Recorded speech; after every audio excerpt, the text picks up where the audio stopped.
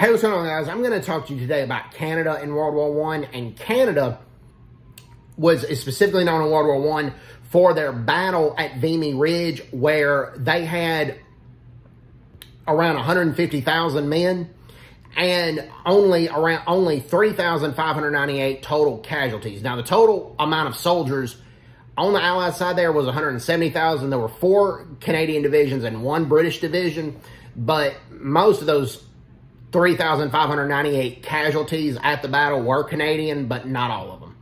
But this is the t-shirt of the monument of Vimy Ridge that is in honor of the Canadian soldiers that fought there. And that started on April 9th, 1917, and then finished April 12th, 1917. Now, there were 2 commanders. The overall commander of that battle was British General Julian Byng. And Julian Byng was born into British aristocracy and was even close to being a member of the British royal family. He may have been one. It was one of the lower members of the royal family, and several family members would have had to die for him to be King of England.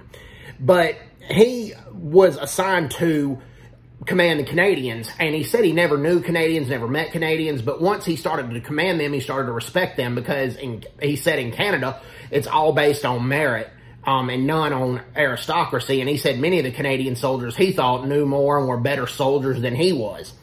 And his second in command was Arthur Currie, who was a Canadian. Now, Arthur Currie did get a wartime commission, but Arthur Currie was a real estate agent in the civilian world before he was in the Army, and he was a third-class teacher. With that, you didn't necessarily have to have a degree, and he didn't. But Arthur Currie also studied war extensively, and he read a lot about war, so he knew all the German weapons, and he knew how many rounds each cannon had and how long it took German soldiers to reload them. So Julian Byng basically liked Arthur Currie, and he let Arthur Currie try this technique to not hurry in the Battle of Vimy Ridge, but to be in one trench and not move until the cannon was through firing and move to the next trench while they were reloading. And Billy Bishop, who was Canada's flying ace, flew air cover for that battle, and he thought the Canadian soldiers were moving slow, and it looked like they weren't taking the battle seriously. But looks are deceiving. They were timing the time it took. They only moved from trench to trench while the Germans were reloading, and they moved at a consistent pace so they wouldn't be tired by the time they got to the German front line. And it worked. It paid off. And there were limited Canadian casualties, but there were several thousand German casualties.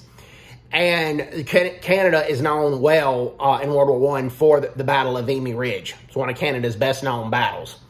So, hope everybody, I'm going to make more videos about World War I, but this is the first one about Canada and World War I that I've made. So, hope everybody's doing well. Take care. God bless them. Bye-bye. Bye-bye.